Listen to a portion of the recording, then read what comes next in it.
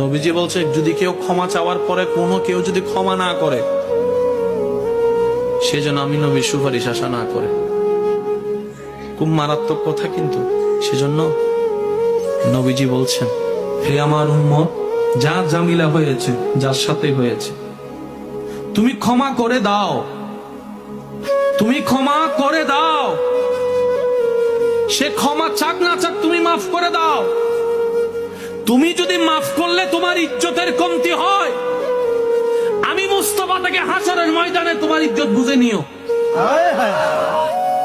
বিশ্বাস করেন, প্রতিশোধের যতটুক শান্তি, তার চাইতে বড় শান্তি হচ্ছে মাফ করে দেওয়া। আমাকেও বলার দরকার নাই, কাউকে শোনানোর দরকার নাই।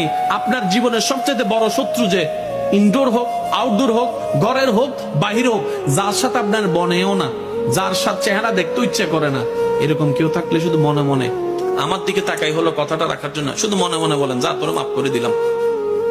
দেখবেন আপনার মনে এটা কেমন যেন একটা শান্তি লাগা শুরু করবে। বিশ্বাস করেন ভাই, রাগ, হিংসা, অহংকার এগুলো শয়তানের জিনিস। এগুলা নিয়ে কেউ শান্তিতে থাকতে পারে নাই। হারালেই জিতা যায় না, হারালেই অনেকে আছে কই মামলা করছে, আমি কি হারবো নাকি? দরকার হলে 10 খানি যা জমি আছে এগুলো সব বিক্রি করে দিব, তারপরও জিতে লাগবে। আপনি 10 খানি জায়গা শেষ করে আপনি জিতে গেলেন, এবার আপনার আছে কি? এবার আপনার ছেলে মেয়েরাই তো আপনার 14 গোষ্ঠী দোয়াই ফেলবে।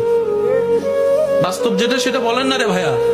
তো সেজন্য আল্লাহর ওয়াস্তে নবীর সুন্নত হচ্ছে জীবনের শান্তিতে থাকার সবচেয়ে গুড ওয়ে।